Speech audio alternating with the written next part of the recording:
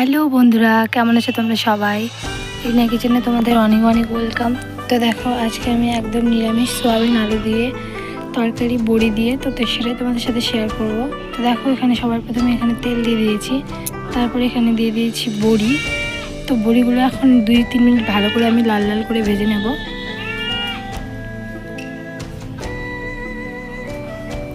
তো দেখো, এখানে আমি একদম লো মিডিয়ামে গ্যাসের ফ্লেম একদম লো করে দিয়ে এখানে আমি বড়িগুলোকে ভালোভাবে লাল লাল করে ভেজে নিচ্ছি। তো দেখো, এখানে বড়িগুলো ভাজা হয়ে গেছে, তো এখন আমি বড়িগুলো তুলে নিয়েছি। তো তারপরে এখানে কড়াইয়ে তেল দিয়ে দেখো, এখানে আমি সোয়াবিনগুলো দিয়ে দিচ্ছি।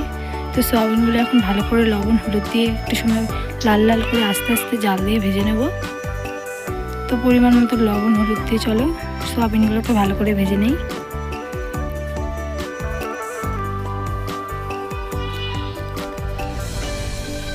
তো দেখো, সোয়াবিনগুলো কি সুন্দরভাবে লাল লাল হয়ে গেছে ভাজা। তো এখন আমি সোয়াবিনগুলো তুলে নেব। তো তারপরে আর একটু তেল দিয়ে এখানে আমি দিয়ে দেবো ফোড়নের জন্য 2টো তেজপাতা, একটা শুকনো লঙ্কা এবং দিয়ে দেবো সামান্য পরিমাণে জিরে। তো এখন ভালো করে ফোড়ন দিয়ে ভালো করে একটু সময় নেড়ে চেড়ে এখানে আমি দেখো কেটে রাখা কাঁচা টমেটো ছিল, সেগুলো দিয়ে দেবো। তো কিছুক্ষণ নাড়াচাড়া করার পর দেখো, এখানে কেটে রাখা কাঁচা টমেটো নিয়েছি। তো এগুলো তোমরা চাইলে পাকা টমেটোও দিতে পারো। তো এখানে আমি দেখো টমেটোটা দেওয়ার পর কিছুক্ষণ নাড়াচাড়া করে দেখো, এখানে আমি সেদ্ধ করে রাখা ছোট ছোট আলুগুলো আমি সেদ্ধ করে রেখেছিলাম, তো সেগুলো আমি দিয়ে দিলাম।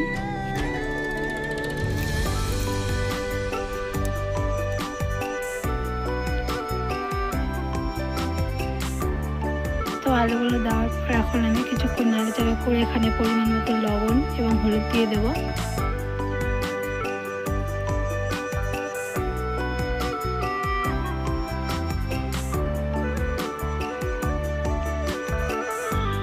তো লবণ হলুদ দেওয়ার পর এখন আমি ভালো করে আলুগুলোকে 5-10 মিনিট ভালো করে ভেজে নেব।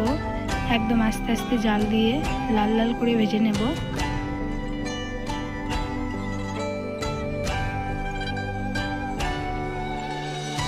তো দেখো, এখানে ভাজা হয়ে গেছে। তো চলো, এখানে এখন আমি মশলা দিয়ে দেবো। তো দেখো, এখানে শুকনো লঙ্কা বেটে রেখেছিলাম, তো সেগুলো দিয়ে দিলাম। তারপরে এখানে দিয়ে দিচ্ছি আদা বাটা এবং জিরে বাটা। তো এখানে আমি আদা আর জিরেটা ভালো করে বেটে নিয়েছি। তারপরে এখানে দিয়ে দেবো কাজু বাদাম বাটা। দেখো, একটুখানি দিয়ে দিলাম কাজু বাদাম বাটা। তো এখন ভালো করে মশলাটাকে কষিয়ে নেব। তো এখানে একটু সামান্য মশলার জল দিয়ে আমি ভালো করে আলুগুলোকে কষিয়ে নেব মশলার সাথে।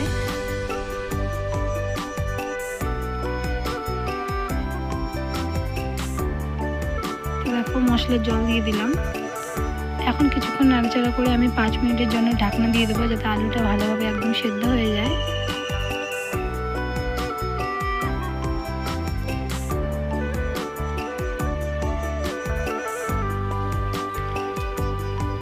তো এখন 5 মিনিট পরে এখন আমি ভালো করে আলুগুলো সিদ্ধ হয়ে গেছে। তো এখন আমি ভালো করে আরেকটু সময় কষিয়ে নেব, কষিয়ে ঝোল দিয়ে দেব।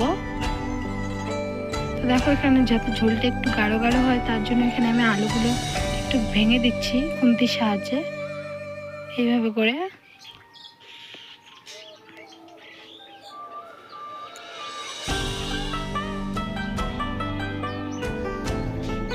তো এখন কষানো হয়ে গেছে। তো এখন আমি সোয়াবিন, দেখো ভেজে রাখা সোয়াবিনগুলো দিয়ে দিচ্ছি। তো সোয়াবিনটা দেওয়ার পর আর 1 মিনিট কষিয়ে ভালো করে এখানে আমি দেখো ঝোলের জন্য জল দিয়ে দেবো।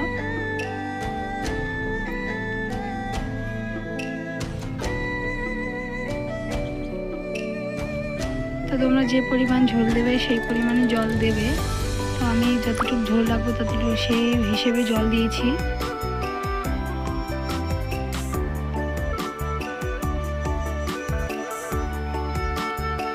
তো এখন একটু সময় ফুটিয়ে দেখো, এখানে আমি ভেজে রাখা বড়িগুলোকে দিয়ে দিচ্ছি।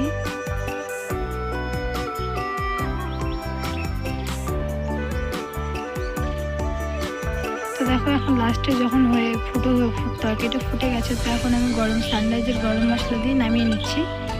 তো বন্ধুরা, ভিডিওটি কেমন লাগলো অবশ্যই কমেন্ট করে বলো। আর নতুন হয়ে থাকলে চ্যানেলটিকে অবশ্যই সাবস্ক্রাইব করে দিও। আর তোমরা যদি আরও নতুন নতুন ভিডিও দেখতে চাও রান্নার, তো অবশ্যই আমাকে কমেন্ট করো। সবাই ভালো থেকো।